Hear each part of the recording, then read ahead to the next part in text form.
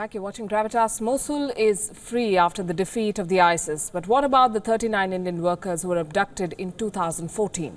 A union minister from India has visited Baghdad.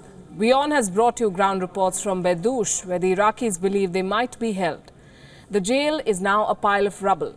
Why isn't Baghdad giving Delhi access? Are the families being given false hope? Or is no news not necessarily bad news in a situation like this? We put these questions to Iraq's ambassador to India. Here's Fakhri Al-Issa speaking exclusively to Ramesh Ramachandran. The so-called Islamic State is on the retreat. The Iraqi forces have liberated Mosul, the second largest city in Iraq. To talk about this and more, I'm now joined by Ambassador Fakhri Al-Issa of Iraq. Ambassador, thank you so much for speaking to WION.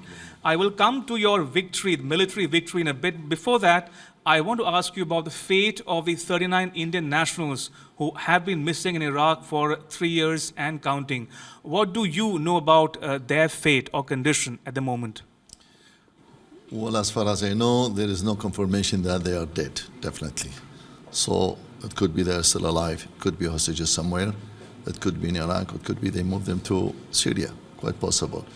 It could be that they were using them as they were using the Iraqis also as a slave labor for opening these tunnels underground. You know, Daesh,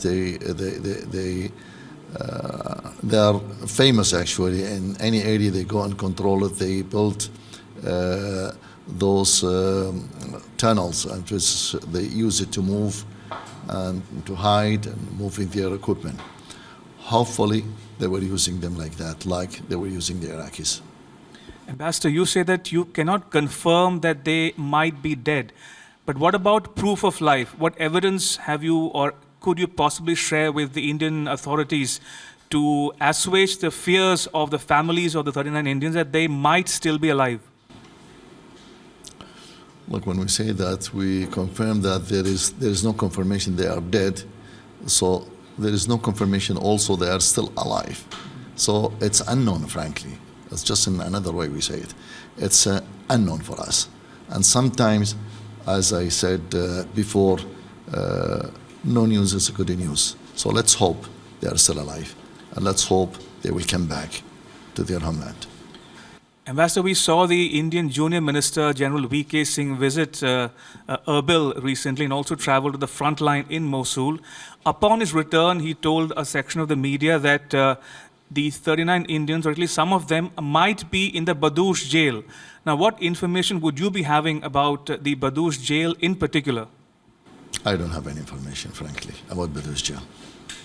So are you suggesting... Personally, I don't have it. Could be my government, they have it. But personally, I don't have any. I haven't received any information. But is there a jail in Badoosh and where some of the prisoners might be putting up at the moment? Definitely, yeah, there is a jail in Badoosh. There is. But are the Indians there? I have no idea. I have not received any confirmed information from my government. And Ambassador, again briefly on the fate of the Indian nationals, the Indian government says they went to Iraq before they were allegedly kidnapped and abducted by the Daesh in June 2014. At that time, they were working for a construction company. Later, they were moved to a stadium, we were told. And most recently, they might be, as the Indian government says, might be located somewhere in the jail in or around Badoosh. Now, could you share some information as to where this information might be coming from about these Indian nationals? It could be from many sources, actually. They're in Iraq, and the people there, or the, let us say, civil societies or Red Cross, when they are working there, could have maybe more information than me. But as far as confirmed information, I don't have any confirmed information from my government.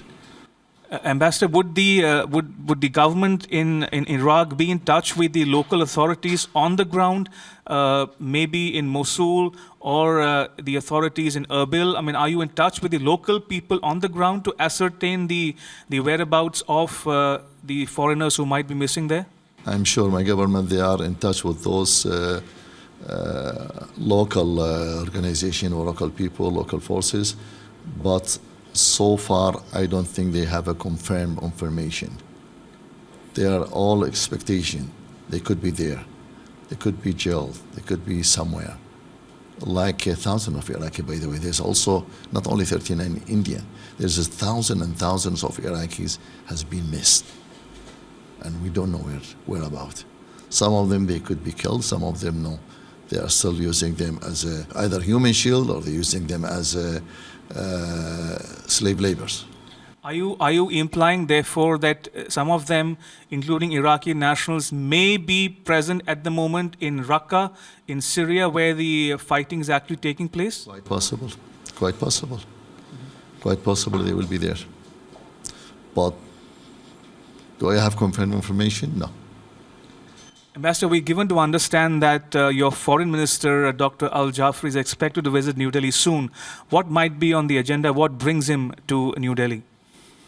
That's actually an invitation from the foreign minister, Indian foreign minister, and he's willing actually to come to India, to visit India, and starting that cooperation between the Indian government and Iraq. We need Indian government actually to play a major role in reconstruction Iraq. This is a very important issue. But before that, we need Indian to participate more in humanitarian needs, which is, there is a need now, right now. There is a need. Reconstruction could come later. There is a need for humanitarian aids. Any type of aids offered by India will be welcomed in Iraq. Ambassador, I now want to talk about your military victory on the ground against the Daesh, or the so-called Islamic State. Now, we saw the military operations start, in different phases, from Fallujah and now to Mosul. The Iraqi people, the soldiers, have, sacrificed a lot of blood, toil, tears, sweat.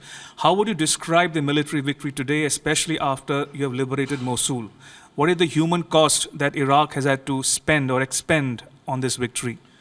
Well, definitely there was a lot of sacrifice from our side. I mean, we were fighting actually from house to house. In some areas, actually fighting face to face. And definitely when you Daesh, the other part, they are using the people as a human shield, and you do your best actually to save those people or to liberate those people and trying to defeat Daesh, you will pay actually more price than the other side. Definitely there is thousands of Iraqi sacrifice with their blood, thousands of martyrs definitely, and thousands of injured people. And we hope that Indian government actually could hope that when I talk about humanitarian, this is part of the humanitarian, that they can help the Iraqi treat the patient, open the Indian hospital to them to treat those patients, whom they play a major role in defending on Iraq and defeating Daesh, which is a victory not only for Iraq, but for all peace-loving countries, protecting all countries or securing the security, not only in Iraq, security for all neighboring countries, Middle East, including India. And Ambassador, talking specifically about the military operations in Mosul, there are some reports that suggest that fighting may still be happening even as we speak in the western part of Mosul. Is that true? It could be some pocket, small pocket, but officially the city is under the control of the Iraqi authority, definitely. Could be here and there some small pocket, possible. And this could last maybe for another couple of months until you clear it 100%. But officially, no, is the city under the control of the Iraqi authorities. Like we were saying before, the city was under the control of Daesh. Now, no Daesh. Now, there is no such a this authority. Now, it's under the control of Iraqi authority. Ambassador, in a sense, the genesis of the Daesh, or the so-called Islamic State, can be traced back to June 2014, when its leader, Abu Bakr al-Baghdadi, announced the so-called caliphate from the Al-Nuri Mosque. Now, what do we know about the fate of Baghdadi? Russia says he is no more. The US contests that assertion. What is the Iraqi government's position? Is he dead or alive? I think Daesh themselves, actually, they declare that he's dying. He's dead. They declare it as Daesh, and I think they choose another person. I think his last name is Al-Obaidi, as a successor after al-Baghdadi. So it's declared by them. So we don't need to ask whether it's it is dead or not. They are saying that he's dead, he's killed. Fair point, Ambassador. But when we talk about the military defeat of the so-called Islamic State, now they may be defeated militarily, but what do you do about the ideology which remains as virulent as ever? So how do you go and address this problem going forward? That's the responsibility of the whole world. That's the responsibility of all countries. Countries, they should fight. They should show, they should search, where is this ideology come from? From where come? Who's financing this ideology? Who's supporting this ideology? I don't want to mention the names. Everybody knows. What is this? So who are you talking about? I'm talking about the countries that, how to fight the ideology. Ideology, we should check where is the source of this ideology. From where this ideology? Who's supporting? Who's financing? Who's giving all the logistic assistance in order to grow and in order to spread, in order to move freely from one country to another. Some countries, they are giving the logistic assistance, and for them, for Daesh, moving freely from one country to another. Are you talking about countries such as the US, Turkey, Saudi Arabia, Qatar? I don't want to mention countries, actually. I don't want to mention countries. They know themselves, and everybody knows who's doing these things. Everybody knows what is the source of this ideology.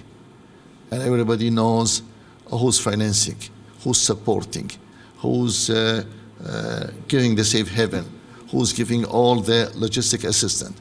Everybody knows. It's clear now. Game is over. It's clear. It's now for us, for the Iraqis, it's not who's supporting. We have to fight them. Let's finish them.